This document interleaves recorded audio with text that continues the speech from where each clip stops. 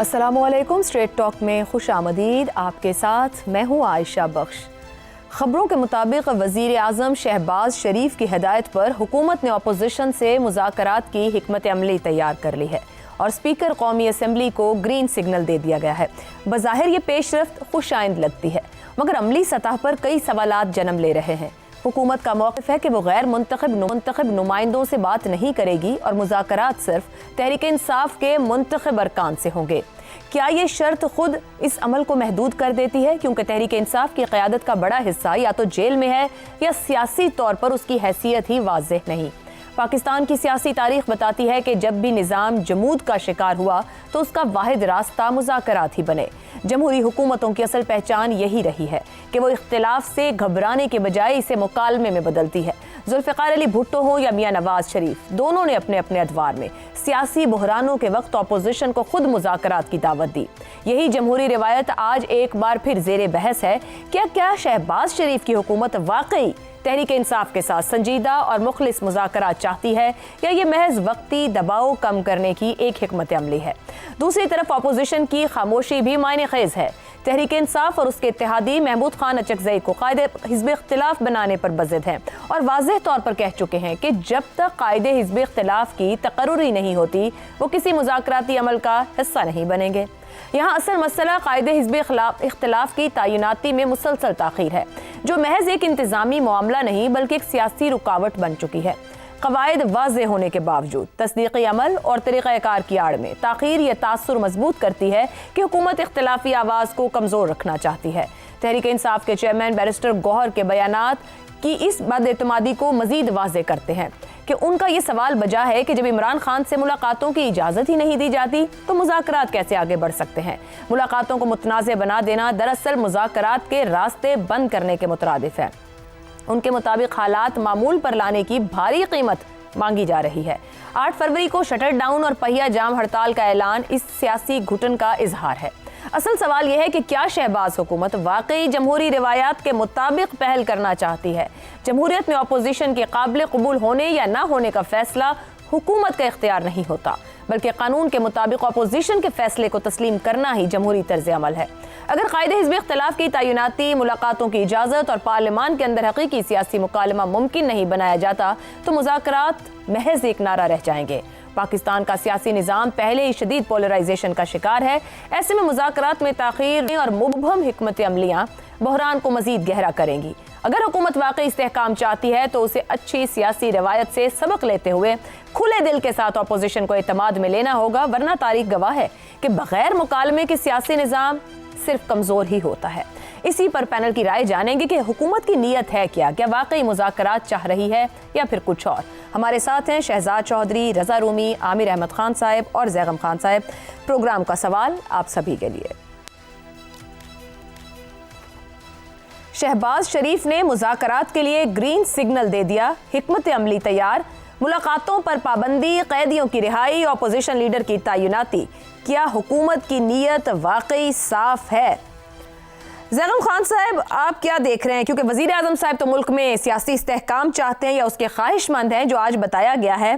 क्या वाकई सियासी मुफाहमत चाहते हैं या ये फिर मुज़ाकरात की बार बार दावत देना, और अब की बार तो कहते हैं हिकमत अमली भी तैयार है, ये सिर्फ महज एक दबाव कम करने या फिर अब कहें टाइम लिया जा रहा है और कुछ भी नहीं? देखिए, वज़ीर आज़म साहब ने तो मुफाहमत और मुज़ाकरात को PTI की छेड़ी बना लिया है। उनका सिग्नल रेड कब हुआ था कि अब ग्रीन हो गया है? उन्होंने तो अपने सिग्नल को हमेशा ही ग्रीन रखा है, कम से कम सिग्नल की हद तक। अयाज सादिक साहब का भी सिग्नल मुसलसल ग्रीन है। उन्होंने कब कहा है कि मेरे दरवाजे बंद हैं, कब PTI नहीं आ सकती, वो हमेशा कहते हैं। लेकिन वॉक इनटू माय ऑफिस और आके बैठ के बात करें। मगर सर वो अपोजिशन लीडर ही ना उनको दे रहा है। आखिरी बार मुलाकात भी अपोजिशन की अपोजिशन लीडर मांगते हुई थी, ये फिर कैसे ग्रीन सिग्नल है? जी, यही बिल्कुल यही तो बात है ना जी, यही वो कंट्राडिक्शन है कि क्या वो एनेबलिंग एनवायरनमेंट मौजूद है कि जिसमें गुफ्तगू हो सके, वरना तो फिर छेड़ ही है ना।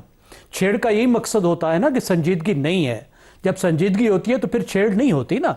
और देखिए, मुज़ाकरात की जो पहली स्टेज होगी, इस वक्त जितनी तलखी मौजूद है दोनों ग्रुप्स के दरमियान में, उसमें जो पहली स्टेज होगी वो सामने गुफ्तगू नहीं होगी, वो पर्दे के पीछे होगी। और उसमें दो चीज़ें तय की जाएंगी। पहली बात यह तय की जाएगी कि मुज़ाकरात का एजेंडा क्या होगा।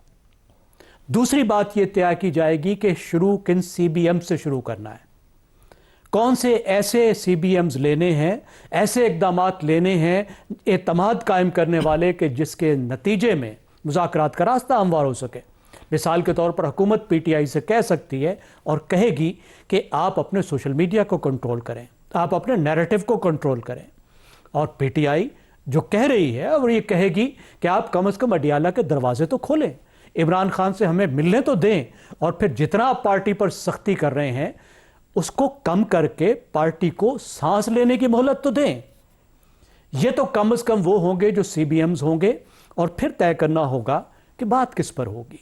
देखिए, जो बात है एजेंडा, उस पर भी इख्तलाफ है दोनों तरफ, बल्कि तीनों तरफ, क्योंकि इस्टेब्लिशमेंट भी इसमें तीसरा फरीक मौजूद है जो ये कहते हैं कि इमरान खान और PTI माफ़ी मांगे 9 मई के मामलात की, फिर हुकूमत से बात करें। और हुकूमत क्या कहती है कि किन चीज़ों पर बात नहीं होगी, अदालती अमूर पर बात नहीं होगी, NRO पर बात नहीं होगी, इसका मतलब है कैदियों पर बात नहीं होगी, इमरान खान की रिहाई पर बात नहीं होगी।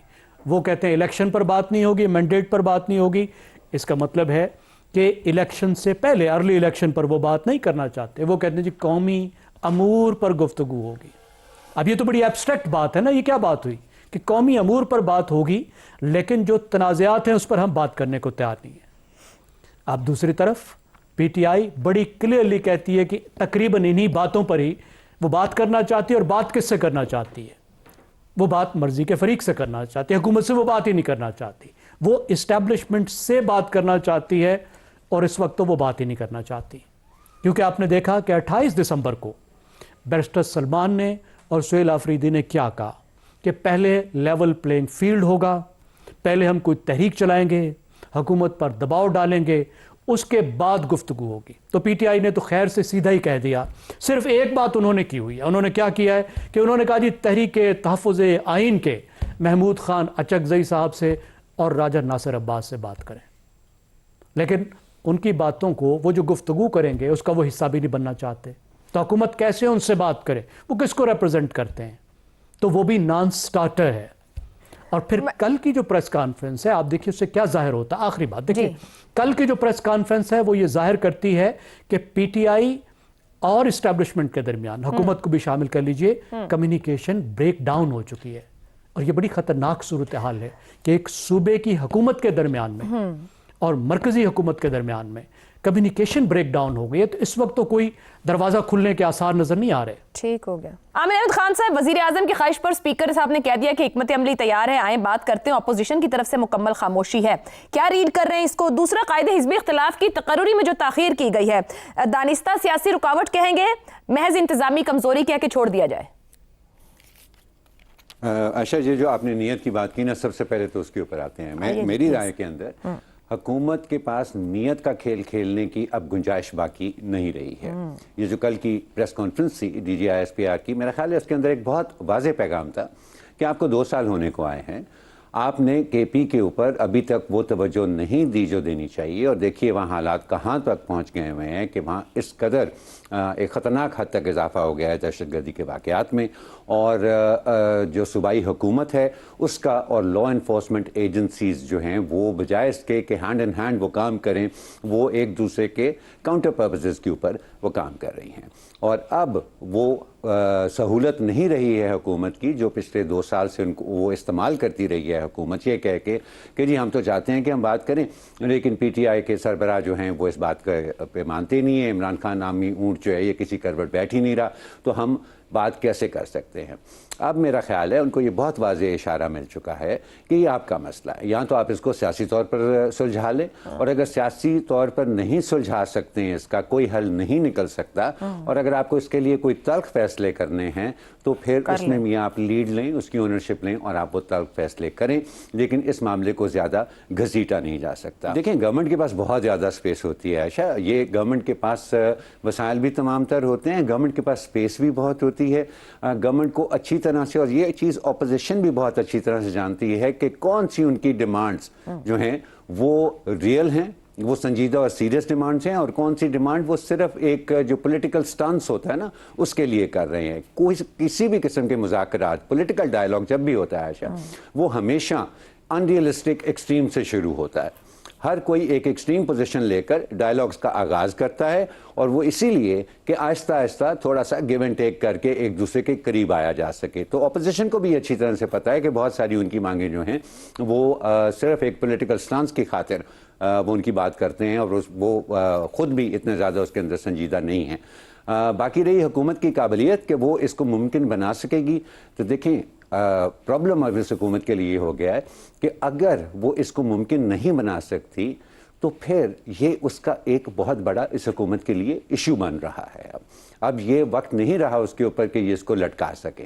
तो जब आपके पास ज़्यादा खेल खेलने की गुंजाइश ना हो ना, आपके इर्द गिर्द घेरा हालात जो हैं वो तंग कर दें, तो फिर आप जो भी वजूहात होती हैं उससे पहले जिनको आप बहाना बनाकर ज़रा पीछे रहते हैं और मामले को सुलझाने की कोशिश नहीं करते, उन तमाम वजूहात से कतई नज़र आपको अपनी बका के लिए, अपनी सियासी बका के लिए बात आगे बढ़ानी पड़ती है। अब हुकूमत की हिकमत अमली पे ये डिपेंड करता है कि वो सब कुछ इमरान खान पर छोड़ देंगे या वो उनकी पार्टी के अंदर से कोई ऐसा प्रेशर जनरेट करने की कोशिश करेंगे पीटीआई के बानी के ऊपर जिससे वो मुज़ाकरात के लिए मजीद अंदर राह खुल सके। लेकिन ऐसा नहीं है कि अब कुछ मुमकिन नहीं है। अब कुछ मुमकिन नहीं। शहजाद चौधरी साहब, मुज़ाकरात की कामयाबी को कायदे हिज़्ब इख्तिलाफ की तयनाती या फिर मुलाकातों से मशरूत करना, अपोजिशन की इसको पॉलिटिकल स्ट्रेटेजी समझेंगे, एक फजूल की जिद कहा जाए, या फिर मुज़ाकरात की मेज़ पर ना बैठने के बहाने? मेरा ख्याल है दोनों तरफ से ये एक फजूल सी गुफ्तगू या फजूल सा एजेंडा है। ना हुकूमत वो कर सकती है जिसकी बुनियाद पे वो बात करना चाह रही है। असल में जब आपका सवाल मैंने देखा तो चूंकि मैं दिन में न्यूज़ को फॉलो नहीं कर सका था, तो मैं बहुत एक्साइटेड हो गया कि पाकिस्तान में एक नई सुबह तुलू होने को है और हम अब अपने मामलात को बेहतरी की तरफ लेके जाएंगे। लेकिन आपके इब्तदाइये ने और फिर जो मेरे साथियों ने कहा, बिल्कुल पानी फिर गया मेरी उस उम्मीदों पर, क्योंकि ये तो बात ही कुछ और है। ये तो बात ऐसी है कि तीन जो चीज़ें, मुलाकात, बानी के साथ मुलाकात, वो तो आपने जेल मैनुअल के तहत देनी ही देनी है, नहीं देनी तो आपने नहीं देनी।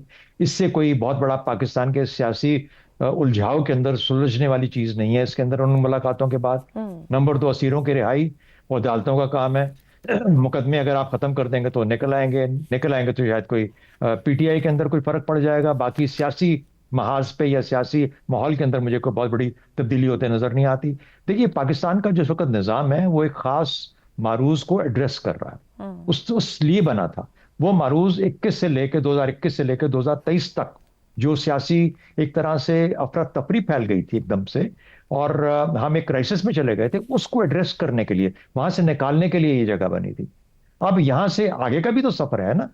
तो वजीर आजम साहब की जिम्मेदारी बनती है कि इसके, क्योंकि मुल्क के जिम्मेदार वो हैं और सियासी लीडरशिप के अंदर वो इस वक्त सबसे नुमाया पोजीशन पे हैं। अगर उन्होंने सियासत का मुस्तकबिल का जो वो है मंजर, उसको नहीं तश्कील देना तो और कौन देगा? तो अगर, तो जिससे आमिर अहमद खान साहब बात कर रहे थे ना, उन्होंने कुछ और तरीके से बात की, लेकिन उसके अंदर बहुत बड़ा एक इंडिकेटर है कि अब हुकूमत की अपनी जिम्मेदारी बन गई है, मजबूरी बन गई है कि ये बात की जाए। इसलिए नहीं कि फौज कह रही है या कल DGISPR ने कुछ इशारे दिए, नहीं, ऐसी बात नहीं है, क्योंकि उनको भी तो अपना मुस्तकबिल देखना है।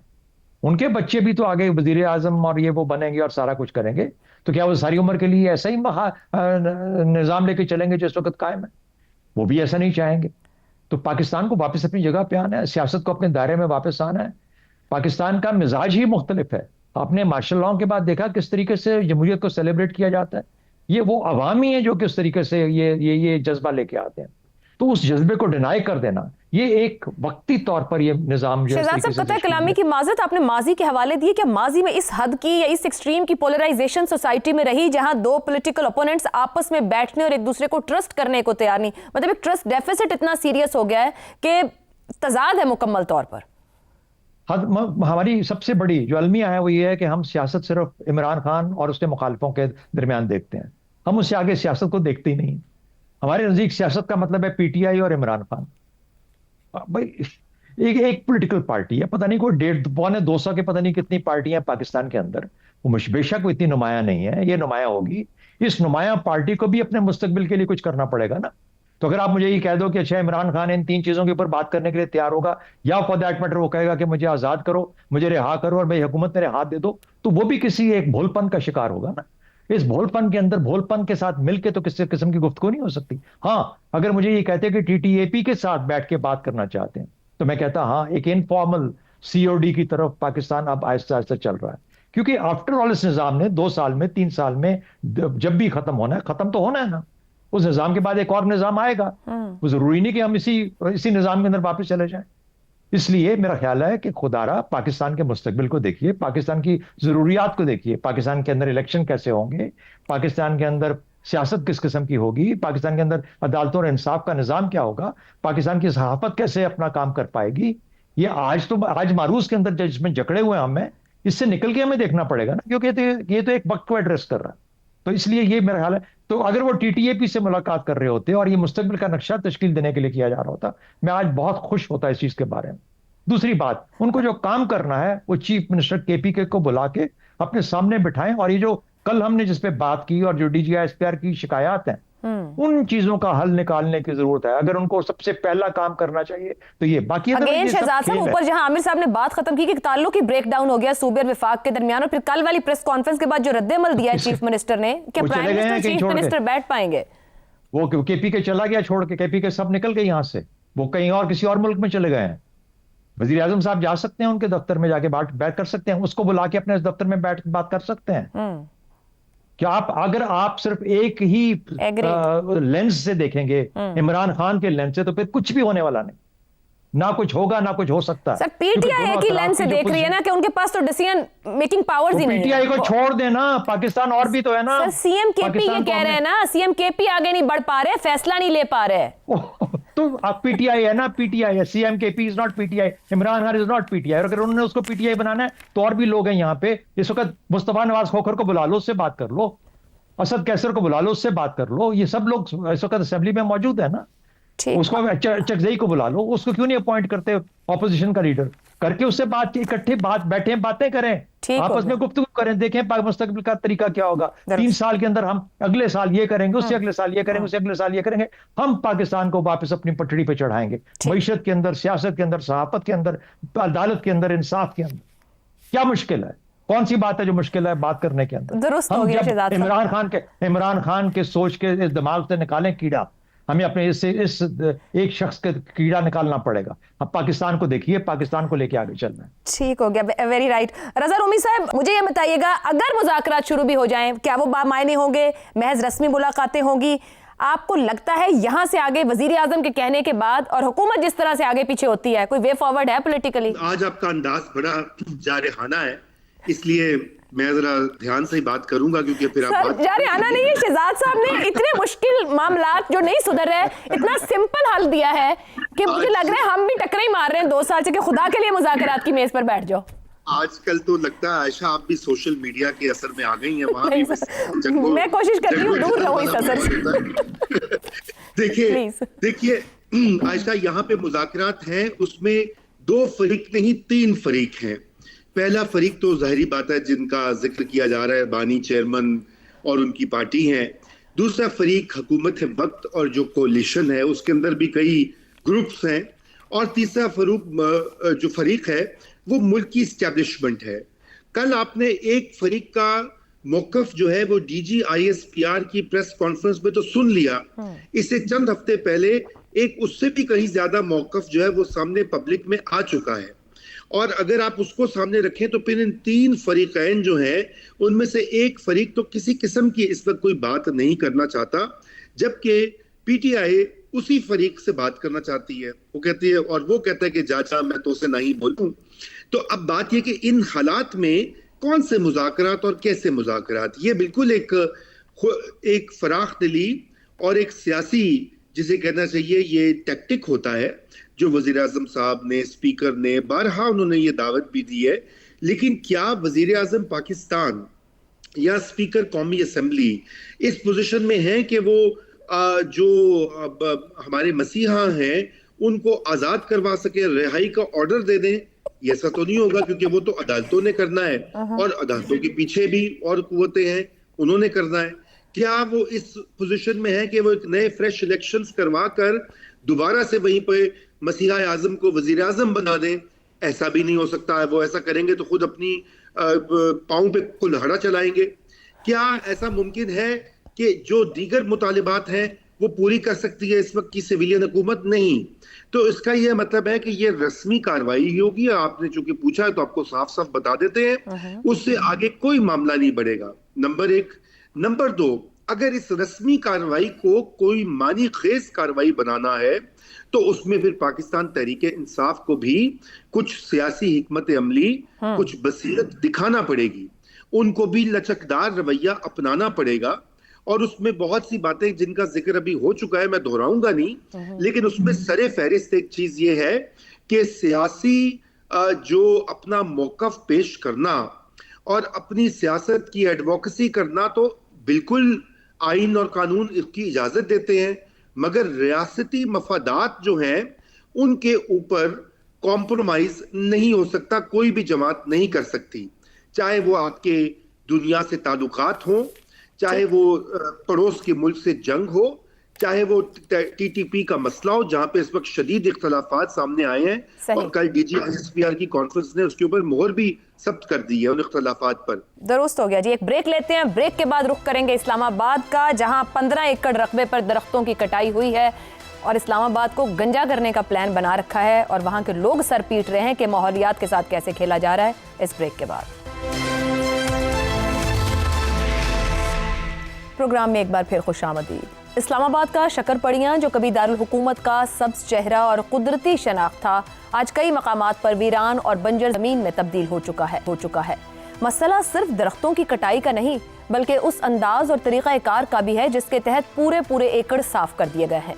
मीडिया रिपोर्ट्स के मुताबिक मजमूई तौर पर 15 एकड़ रकबे पर दरख्त काटे गए हैं। CDA के मुताबिक अदालती हुक्म के तहत पोलन एलर्जी का बायस बनने वाले दरख्तों को काट कर उनकी जगह माहौल दोस्त दरख्त लगाए जाएंगे। मगर ये मामला महज पोलन एलर्जी के खिलाफ एक इंतजामी इकदाम नहीं रहा, बल्कि ये रियासती निगरानी और ठेकेदारी निज़ाम और जवाबदेही के पूरे ढांचे पर एक संजीदा सवाल बन चुका है। CDA के अपने ज़राए इस बात की तस्दीक कर रहे हैं कि जिस ठेकेदार को सिर्फ पोलन एलर्जी पैदा करने वाले दरख्त काटने का ठेका दिया गया था, उसने 3 से 4 एकड़ के रकबे पर मौजूद तमाम ही दरख्त बगैर किसी मार्किंग, शनाख्त या तफरीक के काट डाले। यानी वो दरख्त भी खत्म कर दिए गए जिनका पोलन एलर्जी से कोई ताल्लुक ही नहीं था। इस मामले पर इस्लामाबाद के शहरी शदीद परेशानी का इजहार कर रहे हैं। सोशल मीडिया के साथ साथ मजाज अथॉरिटीज को बाकायदा खतूत लिखकर शफाफ इंक्वायरी का मुतालबा किया जा रहा है। सवाल यह है कि अगर अदालत का हुक्म मखसूस दरख्तों तक महदूद था तो पूरा इलाका बंजर कैसे बना दिया गया, और अगर ठेकेदार ने इख्तियारात से तजावुज किया तो CDA की निगरानी कहाँ थी?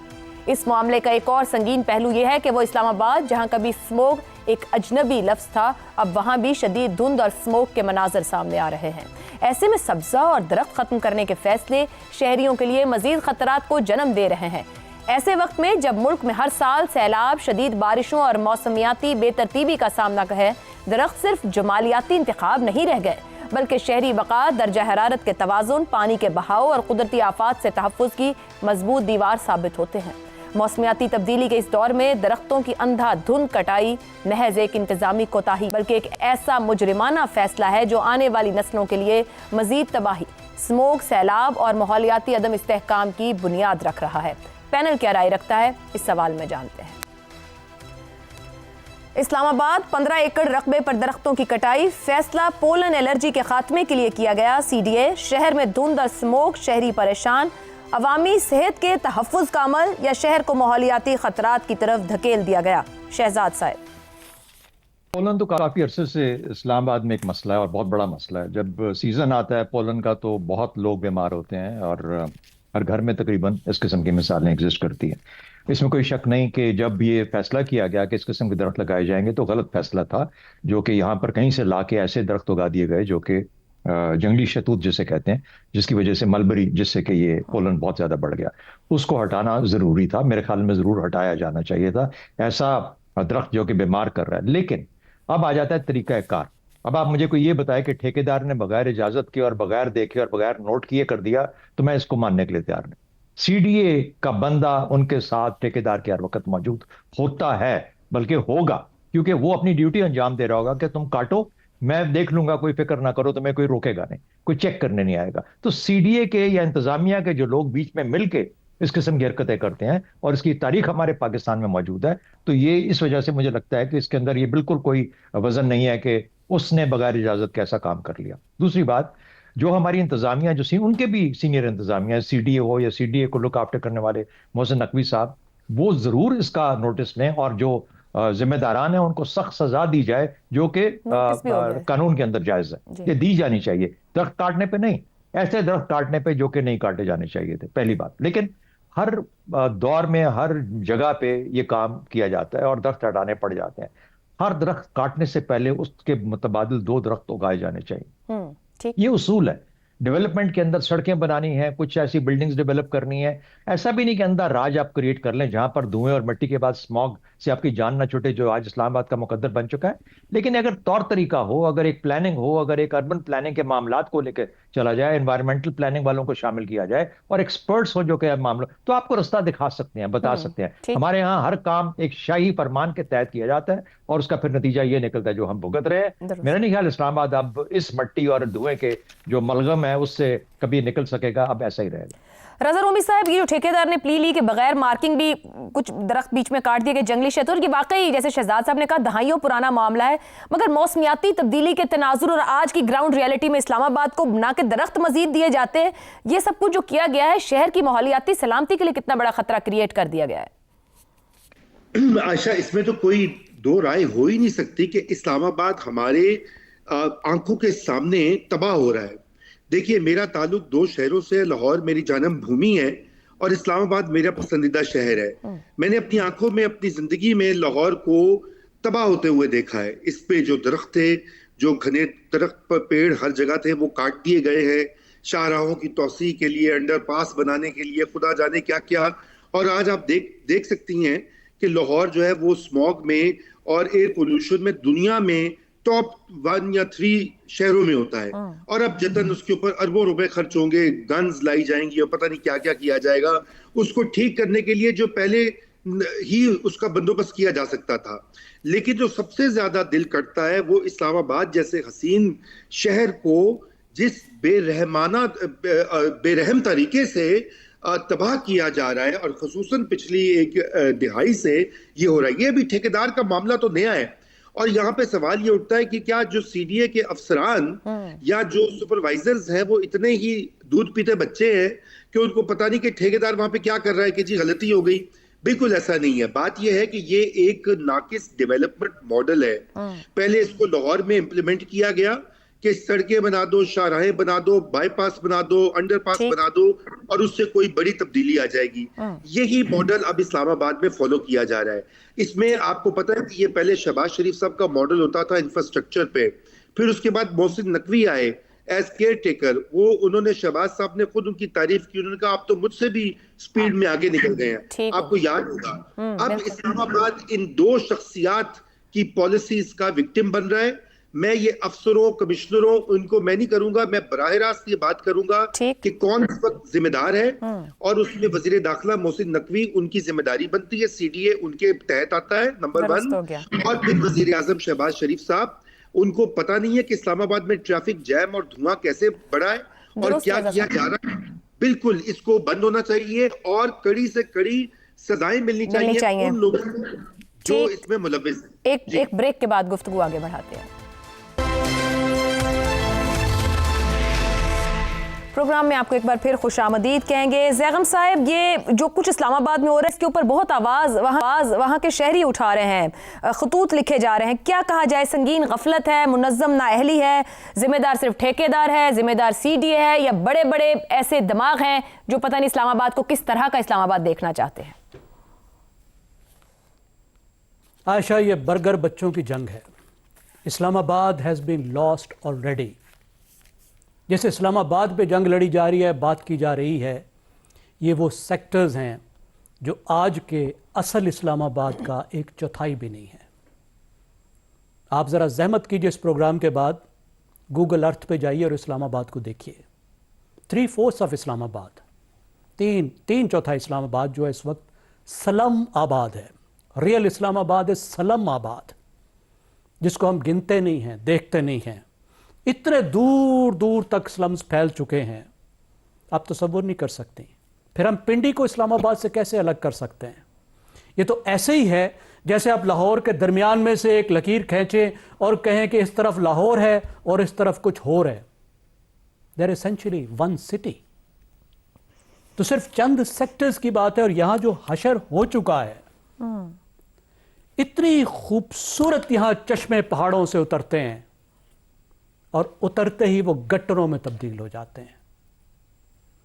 यहां पर वादियां हैं जो स्लम्स बन चुकी हैं, दरख्त हैं, फौना है जो खत्म हो चुका है, जंगली हयात है जो खतरे में है। अब एक छोटी सी जगह का हम क्या रोना रोएं। हमारी जो अशराफिया है उसके लिए शहर शहर नहीं होते, शहर रियल एस्टेट होते हैं। वो गायें होती हैं जिनसे दूध निकाला जाता है। ये हमारी सीडीए 60 साल से ये प्लाट बना बना कर बांट रही है और बेच रही है और कमा रही है। आज भी इस्लामाबाद के प्लाटों का जो खेल है, हर साल कितने 100 अरब रुपए का खेल है, हम गिन भी नहीं सकते, तस्वर भी नहीं कर सकते। ठीक हो गया ज़ैनब साहब, अफसोस की बात है कि फिर आने वाली नस्लें क्या करेंगी इसका। आमिर साहब, बात तो वही है कि क्या शहर इस तरह से डेवलप किए जाते हैं, इस तरीके से ग्रो होते हैं? अब इस्लामाबाद जैसा सरसब्जो शादाब पहाड़ी इलाका या शहर था, अब क्या कहा जाए? आपकी राय में क्या इसी तरीके से होना चाहिए जैसे सीडीए ने किया? ये कौन कह सकता है ऐसा, लेकिन मैं आपको ये बताऊं, ये आई लुक एट इट एक ये it's a much bigger problem. ये मैं कभी भी एक्चुअली शरीफ ख़ानदान जो है उनकी जो माहौल के साथ रिश्ता है, मैं कभी भी उससे इम्प्रेस नहीं रहा। मैं भी रज़ा रूमी की तरह लाहौर में ही ज़्यादातर उम्र मेरी गुजरी है, और मैंने लाहौर का इनके हाथों जो हशर हुआ है तरक्याती कामों के नाम पर, जिस तरह से लाहौर को कुदरत और कुदरती निज़ाम से दूर लेके जाया गया है, ख़ास तौर पर जब शहबाज शरीफ पहली दफ़ा चीफ मिनिस्टर बनाया गया पंजाब में, तो उसके बाद जो हमने लाहौर का अशर देखा, ये इनके जहन में कोई एक नेचुरल रिश्ता अपनी एनवायरनमेंट के साथ नहीं है। और ये जो इस्लामाबाद वाले जिस वाक़े की आप जिक्र कर रही हैं, मेरा ख्याल में ये उसके एक विंडो है जिसके ज़रिए हम एक बिगर पिक्चर को देख रहे हैं। वो बिगर पिक्चर इतनी ख़तरनाक है जी, देखें इस्लामाबाद की बात नहीं है, वो इतनी ख़तरनाक है। I was reading a study Ayesha, जिसके अंदर जो पाकिस्तान की जो ट्रेडिशनल अर्बनाइजेशन, अर्बन और रूरल पॉपुलेशन की डिवीजन की बात होती है, वो उसके ऊपर एक क्रिटिक थी, और उसमें लिखा हुआ था कि देखें हम अपनी अर्बन और रूरल पॉपुलेशन का फैसला करते हैं पुरानी एडमिनिस्ट्रेटिव डिवीजन्स के ऊपर बेस्ड होता है वो फैसला, जबकि अगर आप हकीकी ज़िंदगी को देखें तो शायद पाकिस्तान की 75 से 80% आबादी जो है वो अर्बनाइज हो गई है। इसका मतलब ये है कि ज़्यादातर पाकिस्तान के ऊपर जो हमारे नेचुरल एनवायरमेंटल एलिमेंट्स हैं वो इस रैपिड अर्बनाइजेशन से प्रेशर में आ रहे हैं। लेकिन मुझे ये कभी भी अपने जनरली हुक्मरान तबके में, और ख़ास तौर पे ये नवाज शरीफ साहब, शहबाज शरीफ साहब, जो इनके जहन के अंदर डेवलपमेंट मॉडल है, उसमें तो कभी भी मुझे ये एक as an issue of concern नज़र नहीं आया, जिसके लिए एक मुल्क वाइड, कंट्री वाइड एक स्ट्रैटेजी की ज़रूरत है। लेकिन मैंने शायद शाज़ नादिर ही कभी इनसे बात करते हुए, इनको इस बारे में बात करते हुए सुना। जैसे शहबाज शरीफ साहब ने आते ही इमरजेंसी, एजुकेशन इमरजेंसी तो नाफिज कर दी, लेकिन उसके बाद क्या हुआ किसी को नहीं पता। उसके बाद तो इजलास भी ना हो सके। सर बहुत शुक्रिया। कंक्लूड करते हैं कि खुदारा शहरों को डेवलप जरूर करें, मगर फितरत के साथ ऐसा खिलवाड़ ना करें, क्योंकि रद्द अमल काबिल बर्दाश्त ना होगा। आज के लिए प्रोग्राम से इतना ही, इजाजत दीजिए, अल्लाह हाफ़िज़।